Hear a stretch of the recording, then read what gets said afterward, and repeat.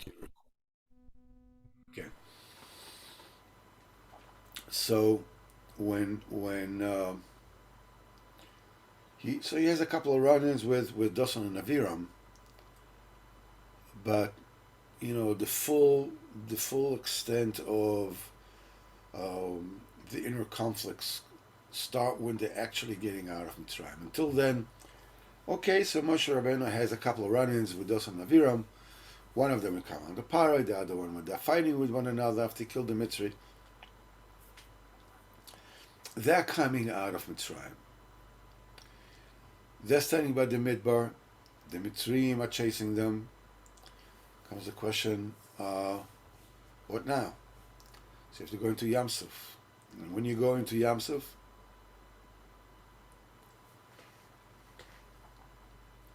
they come out on the other side. The most amazing thing in the world. They see, the Egyptian die. Mitzrayim Mesas Fasayam. They're dead. They see them. Great. We're free. Great. And what follows is they get tomorrow. There's no water to drink. The waters are bitter. You can't drink them.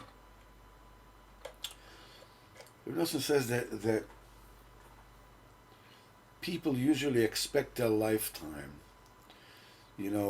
Okay, right now I'm having some difficulties, but as soon as I hit my stride, I'm going to get this job, I'm going to get this, I'm going to get married, I'm going to do whatever it is, then everything's going to be peachy. Everything's going to just, go swimmingly. No pun intended. The thing is that lifetime is built out of being in straits and then being delivered, being retrieved, getting a Yeshua. And then afterwards comes another problem. And then you come another Yeshua. And comes another problem, comes another Yeshua.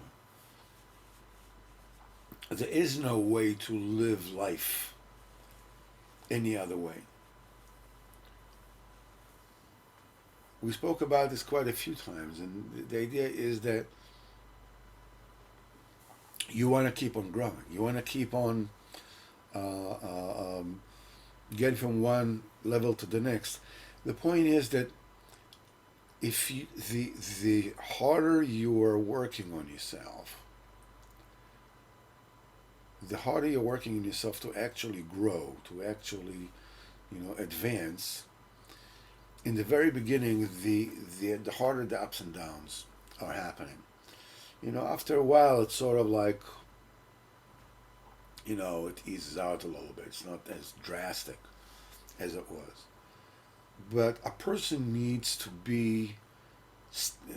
steel himself against the idea of, against the reality of things not working his way. Yeshuas are always here, but there are challenges along the way. And the idea is you need to hold on and keep the goal in mind. The goal in mind, there is Olam Haba. There is Olam Haba. There is Olam Haba. There's no, everything that goes on in Olam Hazeh, this way or that way, is neither here nor there. Ultimately, yes, the great in Yonim Olam Hazeh. There's no Olam Haba without Olam Hazeh. But ultimately, whether I'm more comfortable or less comfortable, the food is tastier or less tasty, is not the issue. Is never the issue. Let's start with the story of the Baal Shemtov for this week, and there are a couple of stories. One of them is as a Maisa with a very rich person used to go to the Baal Shemtov a lot, and this man had he had a fine boy, and he asked the Baal Shem Tov that his son will stay by the Baal Shemtov for 3 years, and during these 3 years, he will acquire his midos and what is Hashem from Baal Shemtov, and that rich person paid a lot of money. He gave the Baal Shemtov a lot of money, and his only condition was that the Baal Shemtov will take the boy with him whenever the Baal Shemtov will go on one of his famous trips, the mysterious trips that he took. However, during those 3 years, the Baal Shemtov did not go anywhere. But just before the end of the third year, the Baal Shemtov said, "Motzei Shabbos Kodesh," he said he ordered his wagon driver to prepare the wagon for a trip, and he took the boy like he promised his father. Before Chetzois, they got to an inn, and they parked there, and they asked the innkeeper for a special room for the Baal Shemtov. Being that the place was very far from where the Baal Shemtov was, that the innkeeper did not know him, never heard of him, but he gave the Baal Shemtov a special room, and the boy and the rest of the Baal Shemtov Talmidim, they invited to stay, in the main hall of the inn. When they got there, the boy sat, under the table. I don't know what it says, under the table in the inn, and started singing for himself a beautiful new nigun. Now, there was one guy in that inn who was staying at that inn, and he looked at him and he saw the kid and he liked him. So the guy went to the innkeeper and asked him to invite the boy to sing, so that he, the guy himself, will be able to dance to the sounds of his singing. And he says, for this, he's willing to buy, the drinks are on me. He's willing to buy wine for all the people in the inn. So the innkeeper, told the boy, if he asked him if he was pleased singing for this guest, so he could, earn money for the wine. So the boy said, if the Baal Shemtov will agree, I will sing. Hashem says, yeah, okay, go ahead, do it. And the boy stands on the table in the inn and starts singing. So the guy asks the boy, what's your name? And he says, Moshke. So the guy started dancing, and while he was dancing, he says, Tem Moshke, Ivan. You are Moshke, and I am Ivan. And he kept on, and the way that he promised the innkeeper, he ordered mashke for all the people in the inn, and the kid kept on singing. The boy kept on singing. After about an hour, the Baal Shemtov asked that they prepare the wagon to go away so they can come back home. And this is what they did. They went into the wagon and they left. Well, years passed by. The boy got married, became a big soicher. One of his trips, his wagon, whatever it is, was attacked by robbers, and they wanted to kill him. So he begged them not to. So they says, okay, they're going to take him to their leader, and he'll decide what to do with him. When he came before him, the head robber says, "Are you Moshke?" He says, "Yeah." So the head rabbi says, "Do you recognize me?" So Moshke said, "No, I don't." So the head rabbi says, "Did you forget that evening in the inn when you were singing and I was dancing?" He says, so now I remember. I remember you dancing. He said, "You are Moshke and I am Ivan." So the head Goslin said, "If you manage to save yourself from death and you convince my people not to kill you but to bring you to me, you must be one smart cookie. You must be, since he liked it, he says, let's just give him back his money and give him some more money and just sent him away. And he took his people to actually accompany even and guard him, and told him not to touch, not to damage him in any way, shape, or form. This is Moshe came to his house. It actually reminds me of a story. It happened, must have been 30 years ago, around 30 years ago, when one of the Breslov Oivdei Hashem was in America. He was actually in America, I think maybe 10 or 15 years before, when people couldn't go to Uman yet. And so what he did is that this is what, quite a few, of the Breslovers of the time, the Oivdei Hashem used to do. They would go to America and stay there for half a year and get some kind of a nominal job as a rabbi in a congregation or something. And then what they would get a transit passport, a transit certificate. It's called vice passport, a white passport, as it were, an American passport.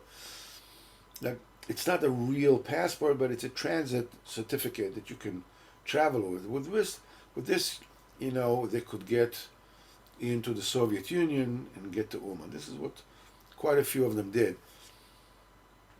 And when they did in America, each one according to Zavoido, so the Shmuel Shapira was just in one apartment and never went out. He wouldn't go to the street, so he shouldn't see anything. Anyhow, this particular one used to go to the Williamsburg Bridge every night to make his way to those. Now, I don't know how the Williamsburg Bridge looks today, but I can tell you that the area of Williamsburg at that time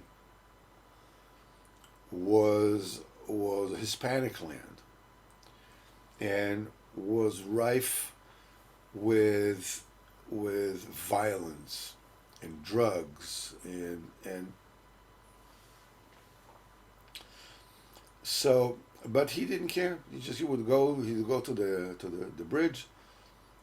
Chatzos every night he was making his way to those. So one time, a black guy came over to him to rob him at knife point. And he started talking to him. He started talking to this guy, to this would-be robber with a knife. And he spoke to him, and they stood there talking for hours. Literally for hours. So that black guy told this Breslover, I have never ever been happier in my life than I am with you right now. So I went to this man and I asked him if it actually happened. And he said that it did, and he told me the continuation of the story. It wasn't the end of the story. That black guy, the robber, invited him to his house. Invited this Brestover to his house. And he went. He went with him to his house, and they kept on talking basically almost until the morning. And before the morning came, this robber accompanied this Brestover to his house to make sure that nobody robs him. Like a bodyguard. It's Ma'aser Shehoya, it actually happened. Okay, let's take a quick look at the Sichos Haran for tonight. All right, let's take a look. All right. Tonight is a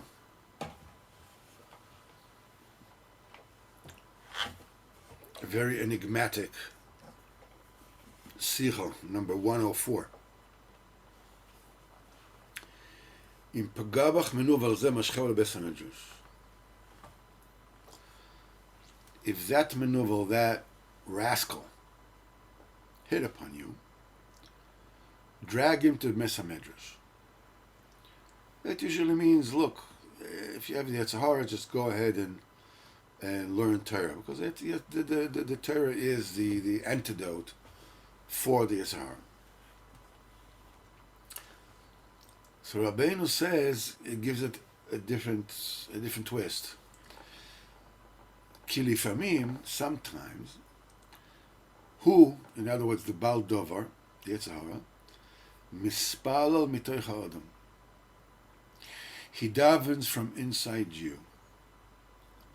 V'az ha'adam kmo bet hakneset. Then you are like a shul. V'echad mitpalal betocho. And somebody else is davening within you. V'chen belimo, the same thing happens in learning. לפעמים האדם הוא כמו Beis Medrash. You are like a Beis Medrash. ואחד לומד בתוכו. And somebody else is actually studying within you. אך אף על פי כן, still, לימוד כזה, such a לימוד is better מתפילה כזאת, than such a prayer. כמו שאמרו חז"ל, the force of Torah is such, Im even hu nimorach. If the Yetzer Hara is like a stone, it melts. It just crushes into nothing. Im barzel mitzpeitzes. If it's iron, it like blows apart. Vezeu im pagobach menuvel zeh. If that rascal was pagea in you, so the regular translation of pagea is hitting. But it is also al tifgo, don't beseech me. Pgia is l'shon tefila. So pgia b'lshon tefila. In poga bach menuval zeh. If that rascal is davening inside you, you act like it's Beis Medrash. As Chazal said, Hainu sham menuval mispal metoichecho. Rascal is davening, it's praying within you. You are just, it's shul. You're better off learning like that somebody else is learning within you, than davening with somebody else davening inside you.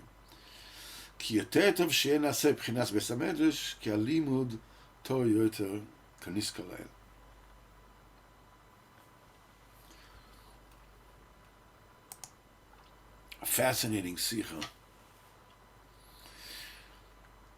What does it mean the Yetzer Hara is praying within you? And you're like a shul of the Yetzer Hara. What does it mean that the Yetzer Hara is learning within you?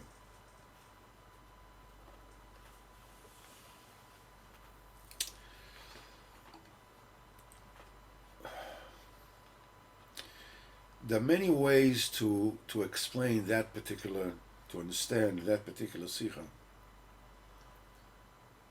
Obviously,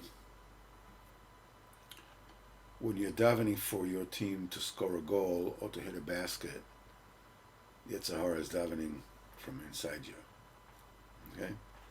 That's pashut. It will be quite embarrassing, actually, in Olam Haba. It says, okay, Averis went, okay, Averis is problematic, whatever it is, let's check the davening. It says, you daven for the Knicks to hit a buzzer beater? That's what you did. or for this Mets or Yankee, whatever it is, that had a home run. 2 runs down, ninth inning, 2-1, 2 out, 2 strikes, and you actually daven to Kodesh Baruch Hu that whoever's that play will hit a home run. And it's like,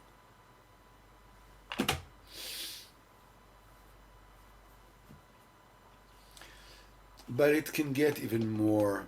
It can get even more sophisticated. I heard today a story. There's a guy. The guy is not married. I believe he's an older guy. He has 3 cats.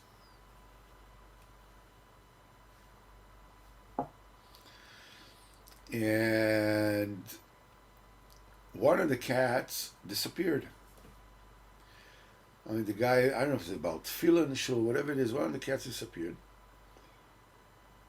And the guy went to the Smedrish and he davened, spoke to the Baruch Hu to make him a miracle. He should find the cat. And he promised that he's going to give tzedakah if the cat is found in a nader.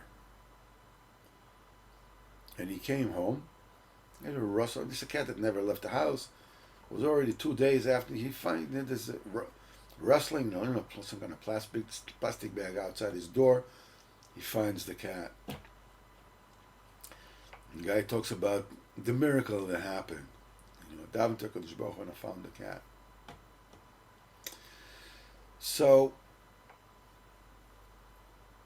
we can see here that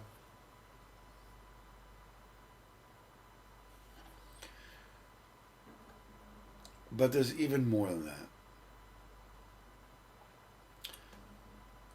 I remember that I used to give some shurim in Tel Aviv, in the center, Sichos Haran, and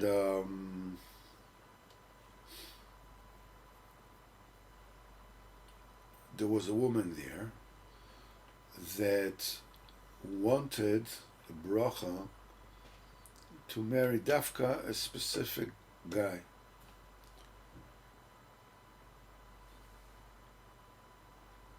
How do you know that that's the guy that you need? How do you know this is your guy? That you just Dafka want him?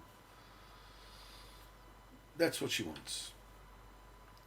I want HaKadosh Baruch Hu to give me that particular deal. This is what I want. I want HaKadosh Baruch Hu to give me this particular deal. That's what I want. I want to buy that apartment. I want to buy that thing. I want to buy that thing.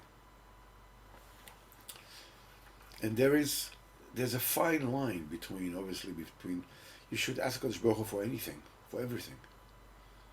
What's the difference if it's a cat that you want to find or anything else?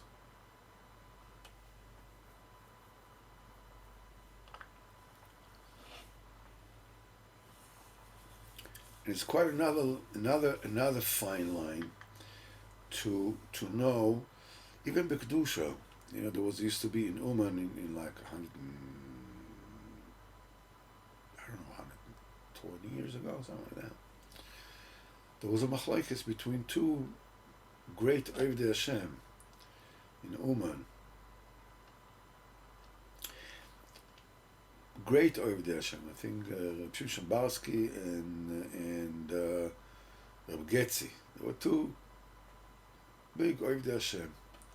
And they had a machlokes between them.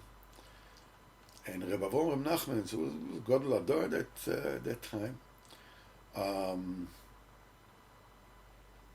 said they both don't have Hisbodedus. And the people freaked out. What do you mean they don't have Hisbodedus? These are people that basically, all night long were outside, in the field, no matter what the temperature was. What do you mean they don't have Hisbodedus? So they said that the Hisbodedus that they had was improper. What does it mean improper? Each one of them asked the Kodesh Baruch Hu that the other one will see that he is right.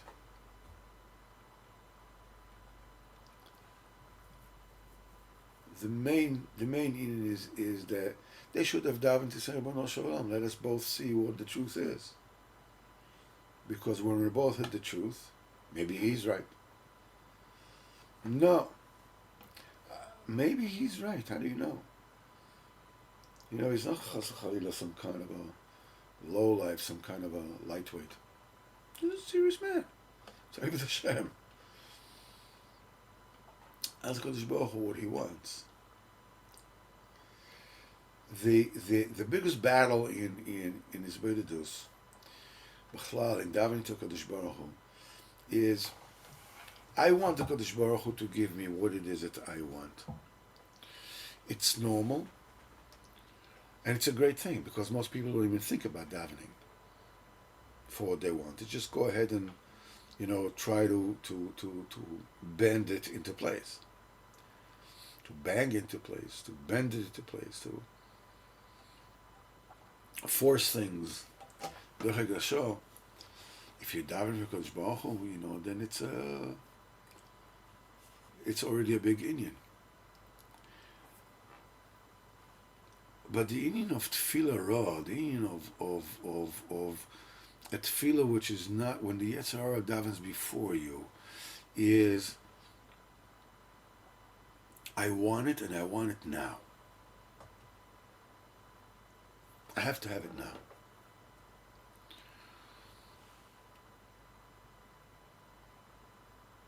How do you know? The secret is that the only thing that a person should want it and want it now was as forceful as it can possibly muster is to be saved from an Aveira. Or because Baruch should save his life, Yes, Kodesh Baruch Hu, they have this some tefillas unanswered in 3 years, some in 3 months, some in 3 days, something. If a person is right then and there, and there's a question of chas v'chalila doing an avera, what good would it do to me if it's answered in 3 years, or in 3 months, or in 3 days? I need it right now. Well, if you need it right now, such a thing you will get right now. A tefillah that you need right now, you will get right now. B'vadai.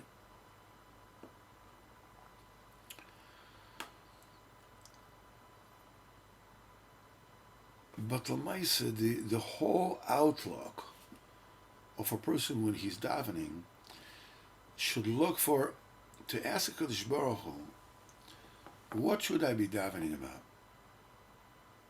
He says, I would like this and this and this and this, and I think I need this and this and this and this. And you ask for it, but the main thing is to try to find out, what is this? What is it that I should actually daven for?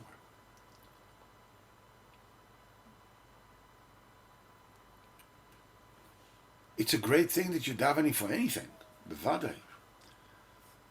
But there's a higher level. You can matriculate to a higher level of actually davening to HaKadosh Baruch Hu. For what is it that HaKadosh Baruch Hu wants you to daven now? And sometime you get to a point that you see that whatever you're asking, you can't even get yourself to ask. You can't get yourself to do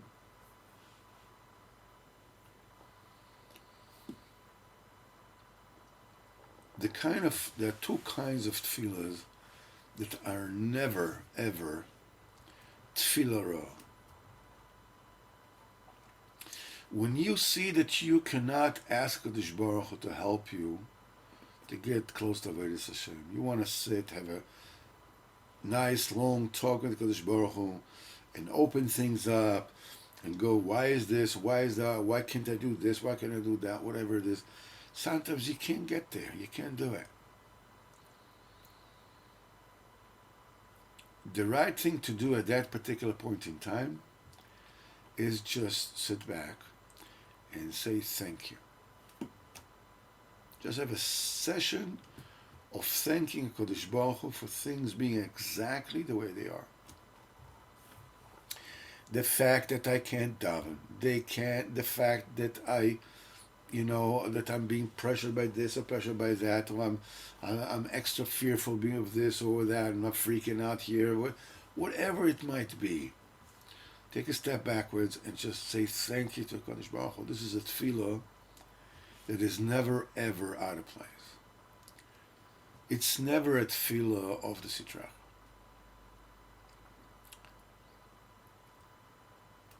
Rabbeinu says, but when you're learning Torah, you can learn Torah Shalol Lishma. You can learn Torah, either because you want to be somebody or whatever it is, or you're learning Torah because you have a certain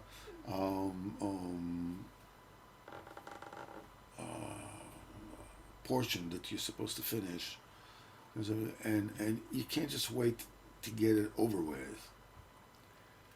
So go sit down and get it over with. I mean, davening and getting it over with, it's not you davening. It's a hard davening from within. You go to shul and you just want to get it over with. It's a hard davening from inside you. You're just a smiddish for the Yetzirah.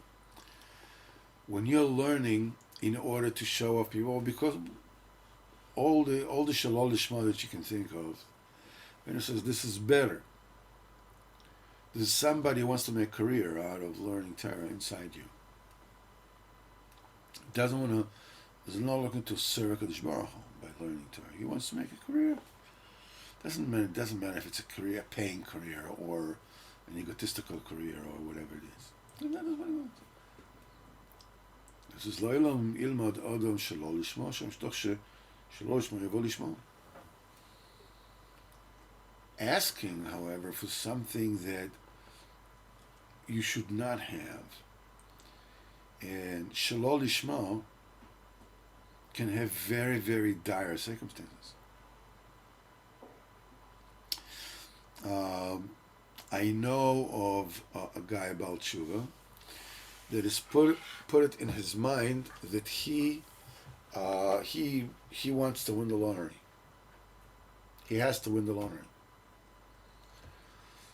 And some really, what happened a few decades ago.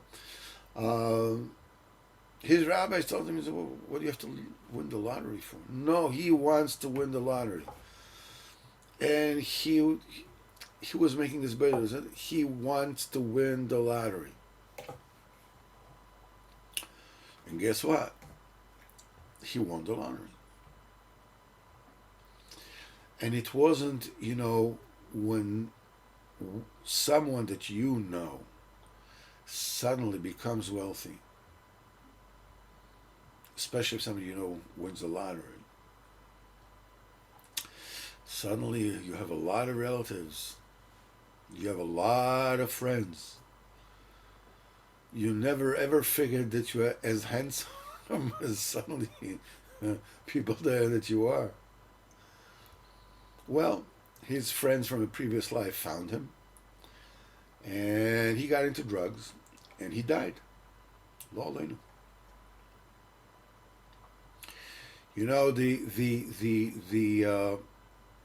The adage goes, be careful what you wish for, you might just get it. In tefillah, when the Yetzer Hara is davening from inside you, it can have very dire consequences.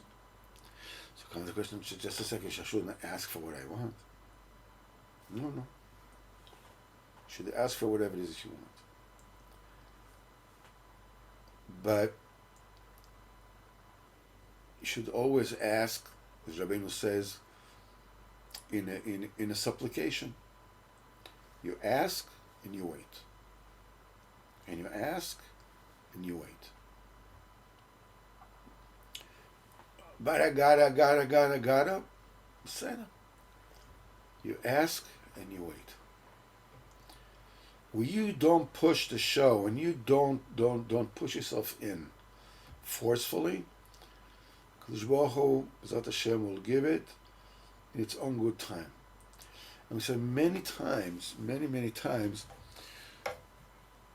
we said it quite a few times. You have the deliverance in your mind. You have a certain kind of way of thinking that that's the way the deliverance has to arrive. You win the lottery, or suddenly you get a shidduch, and you see the girl, and you know mishamayim, that's your zivug.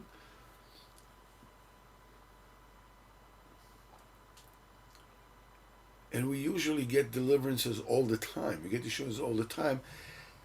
The reason why we don't jump for joy about these deliverances is because they didn't come wrapped up, in the packaging that we expected. Somehow the problem went away, or somehow something made this move, oh, okay. But now I have another problem to worry about.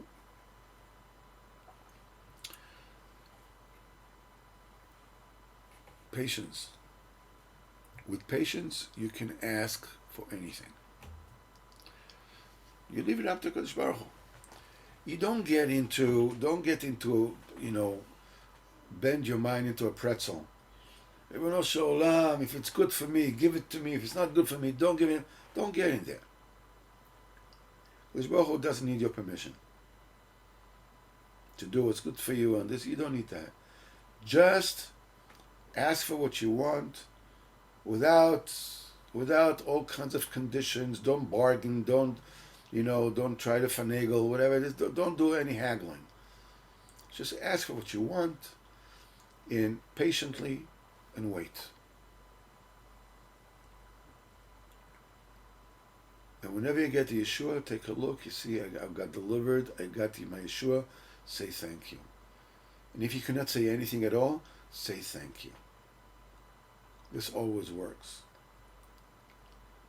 And now that tefillah that is always pertinent and always on the ball is, Ribono Shel Olam, help me restart, reboot, start again. Start learning Torah again, start guarding my eyes again, start davening again, renew my commitment again. That is always a tefillah which is 100% on the ball. You learn Torah, beseder. Me, like a lot of other people, I like people, listening to my ideas. I like it. I enjoy it. What can I do? I like preening. What can I do? This is who I am. Beseder, so I do it. Why not? To tell you that this is like the height of Shalishma, I'm not going to tell you that. But this is who I am. It's still Torah, It's not, I'm not going to win the world prize for Torah Lishma. I'm not going to whatever it is. But okay, beseder, listen, it's my motivation. That's the way I do it. And besides the fact that sometimes, people get chayas from that. People, get that way in the seminar. So beseder, so, that's good, whatever it is. I'm not blinded to the fact, that I like, hey, listen to this. I thought about that. Hey, right. What can I do? I know it's pathetic, but it's the truth. What can I do? Be that as it may, we have an amazing week coming, Parshas Yisro. And it's amazing, the ups and downs that you have to go through until you get the Torah. And when you get the Torah, and right after the Torah comes, the Chet HaEgel, and there's so much to talk about. Baruch Hashem, we spent about an hour now, Motzei Shabbos Kodesh, telling stories about tzaddikim and learning Sichos Haran. Kodesh Baruch Hu should bench us all, to have a gewaldige week. Everybody should be healthy and feel good and restart. And be able to open the mouth and ask Kodesh Baruch Hu for everything, and do it, b'kedusha, kosher. Be'ezat Hashem, so should all be matzliach with everything that you do. Be'ezat Hashem, bli neder, this coming Monday in Sipurey we're continuing with the saga of the sophisticated and the simpleton. Wednesday is Torah Chaf Beis, and on Thursday, to share in the best of the Smedras, all on Zoom. Whoever it is that can join us is welcome. We'll have a fantastic Vach, just